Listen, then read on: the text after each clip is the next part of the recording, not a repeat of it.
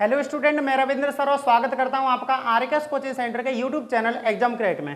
So student, इस video में मैं आपको सबसे मोस्ट इंपॉर्टेंट टॉपिक पढ़ाने जा रहा हूं, एक्टिव वॉइस। ये इतना इंपॉर्टेंट टॉपिक होता है, अगर आप इसे अच्छी तरह से पढ़ते हैं तो आपके 2 से 4 नंबर कहीं नहीं जाते।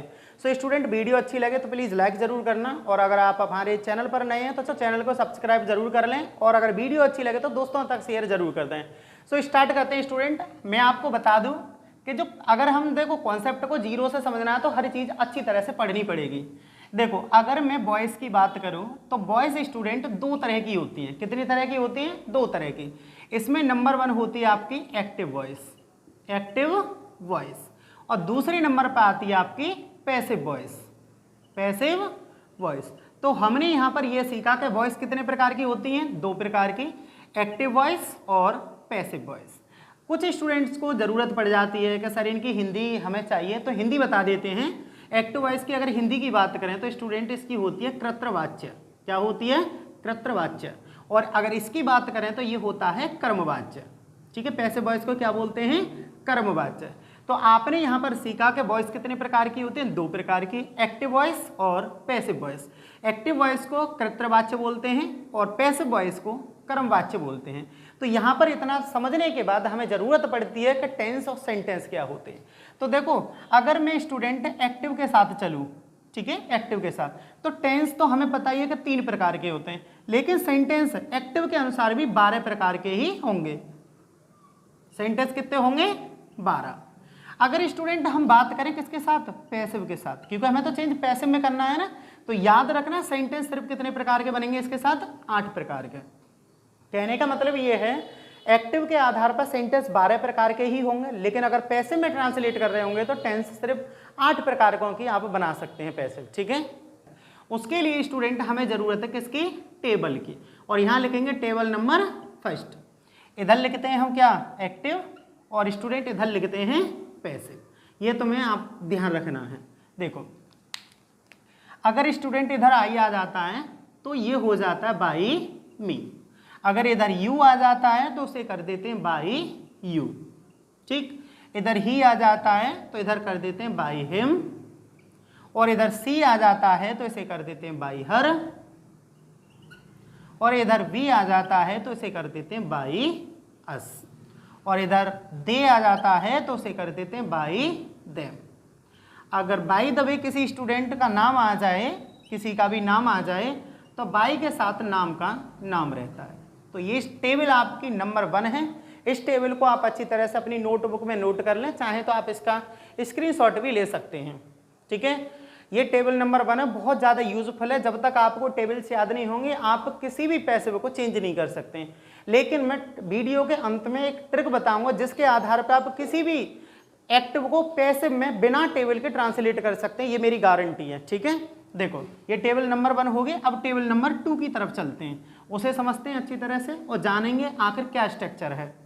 देखो, अगर सेंटेंस स्टूडेंट आपका किसमें है? प्रेजेंट इंडेफिनिट में। किसमें है?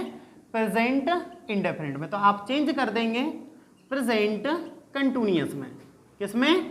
प्रेजेंट कंटिन्यूअस में टेबल को चेंज कर देते हैं।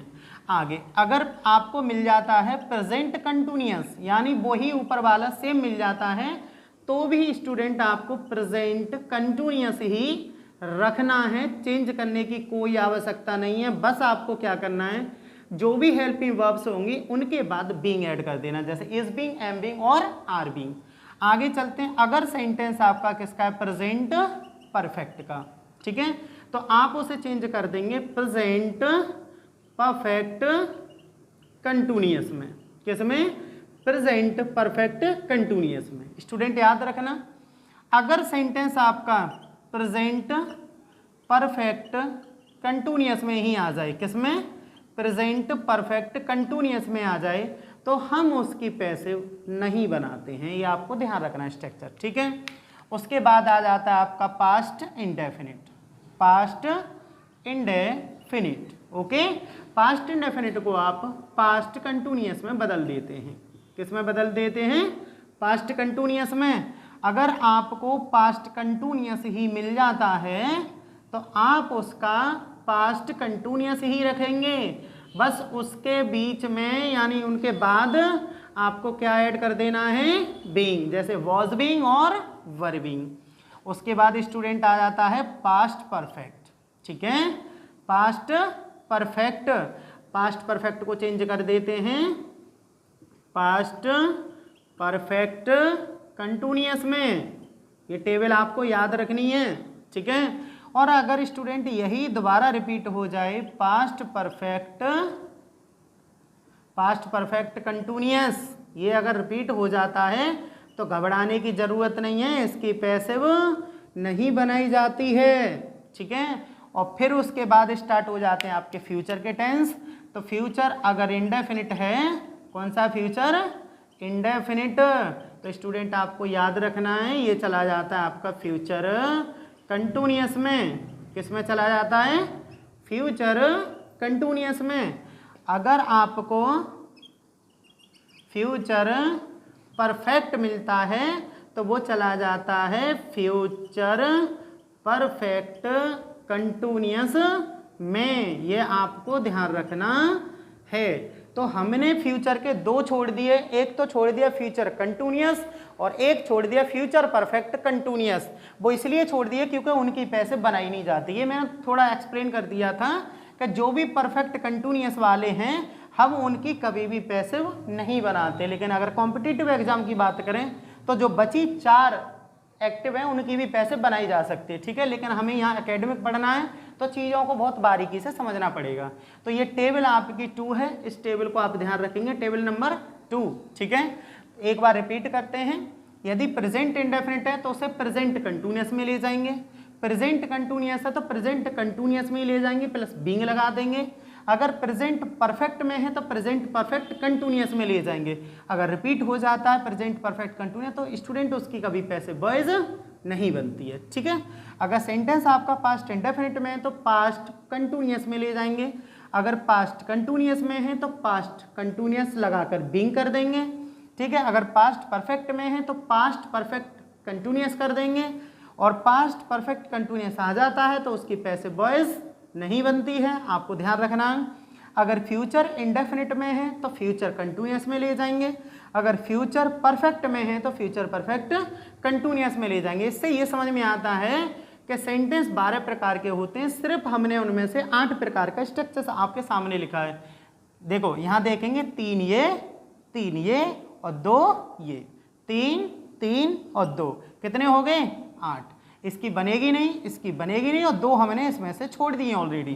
तो टोटल छूटे हुए 4 और जिनकी पैसिव बनेगी वो कितने हो गए, 8, ठीक है। स्टूडेंट अब चलते हैं टेबल नंबर 3 की ओर। देखो ध्यान देना, अगर स्टूडेंट आपको सेंटेंस में वर्ब की फर्स्ट फॉर्म प्लस एस या ईएस मिल जाए तो आपको क्या करना है, इज, एम, आर लगाना है अकॉर्डिंग टू द सब्जेक्ट, ठीक है। अगर स्टूडेंट आपको ध्यान देना डू नॉट या डज नॉट मिल जाता है, डू नॉट या डज नॉट, तो आप स्टूडेंट चेंज कर देंगे is, am, are plus not में, ठीक है। अगर आपको ध्यान देना इज, एम, आर मिल जाता है तो आप इज, एम, आर ही रखेंगे, प्लस लगा देंगे उसमें बीइंग। ध्यान रखना इस चीज़ का। आगे चलते हैं, देखो ये एक हो गया, ये तो एक हो गया, और दूसरा ये, तीसरा देखते हैं। अगर इसमें आपको हैज़ और हैव मिल जाए तो आप कर देंगे हैज़ बीन और हैव बीन, ये आपको ध्यान रखना है, ठीक है। और मैंने आपको बता दिया था कि हैज़ बीन को अगर इधर ले आए तो उसकी पैसिव बनेगी नहीं, तो लिखने की कोई आवश्यकता नहीं है, ठीक है। आगे चलते हैं, अगर स्टूडेंट आपको वर्ब की मिल जाती है, कौन सी फॉर्म, सेकंड फॉर्म, तो आप बिना पूछे वाज या वर कर सकते हैं, ठीक है। उसके बाद अगर किसी तरह से आपको डिड नॉट मिल जाता है तो आप स्टूडेंट वाज या वर प्लस नॉट कर सकते हैं, ठीक। अगर आपको वाज या वर ही मिल जाए तो कुछ नहीं करना, उन्हीं की हेल्पिंग वर्ब को यूज़ करो और बस अपनी तरफ से बीइंग लगा दो, ठीक है। यहाँ तक की कंडीशन। अगर स्टूडेंट हेड आ जाता है तो ऐसी कंडीशन में आप हेड बीन कर देंगे, ठीक।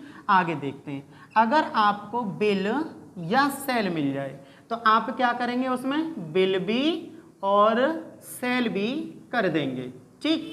अगर आपको स्टूडेंट बिल हैव या फिर सेल हैव मिल जाए तो आप कर देंगे उसका विल हैव बीन या फिर शैल हैव बीन, ये आपको याद रखना है, ठीक है।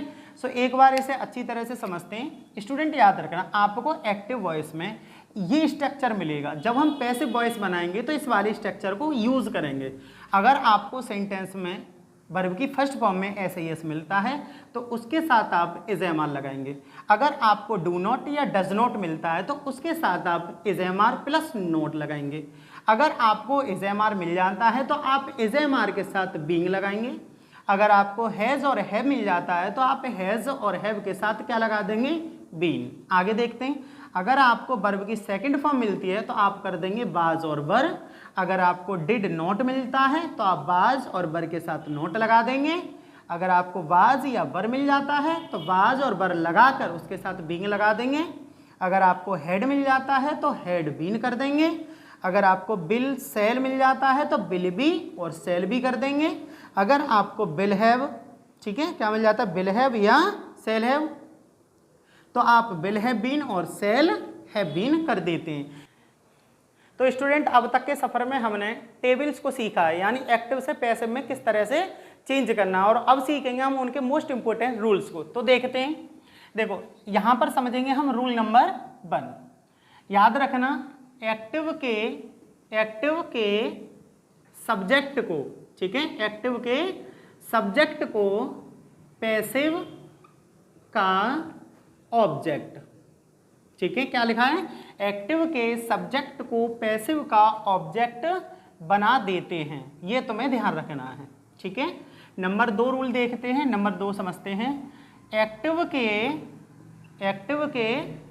ऑब्जेक्ट को, क्योंकि सब्जेक्ट तो हमने बता दिया, ठीक है, एक्टिव के ऑब्जेक्ट को पैसिव का सब्जेक्ट क्या कर देते हैं, बना देते हैं। ये आपको ध्यान रखना है, ठीक है। 2 रूल हो गए। रूल नंबर 3 की ओर चलते हैं। एक्टिव से पैसिव बनाते समय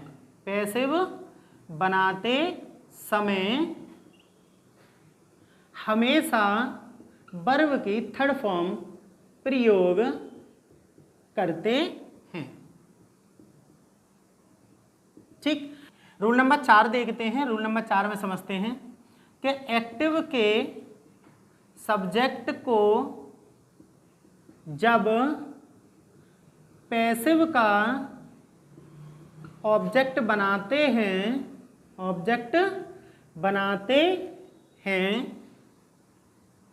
तो हम ऑब्जेक्ट से पहले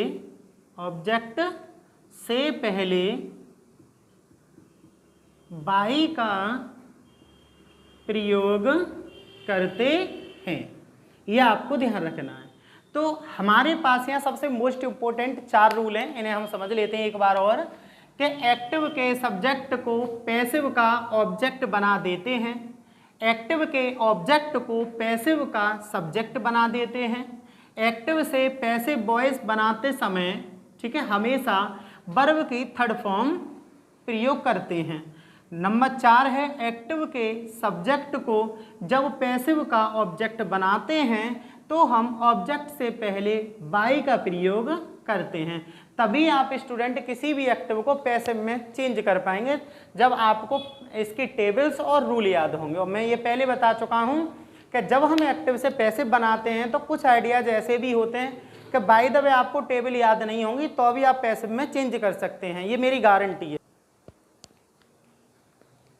तो स्टूडेंट अब तक के सफ़र में हमने टेबल्स और रूल्स को बहुत अच्छी तरह से समझा है और अब बारी है इनके एग्जाम्पल्स को समझने की। तो सबसे पहले जो मैंने टेबल नंबर 1 कराई थी उसमें मैंने कुछ प्रोनाउंस को ऑब्जेक्ट की तरह बदलना सिखाया था, और टेबल नंबर 2 में मैंने आपको बताया था कि कौन सा सेंटेंस किस सेंटेंस में चेंज होगा। तो देखो यहाँ पर समझते हैं, टेबल नंबर 2 यूज करी गई है यहाँ पर कि प्रेजेंट इंडेफिनिट का टेंस आपको प्रेजेंट कंटिन्यूअस में बदलना है। अब कैसे बदलना है ये समझते हैं।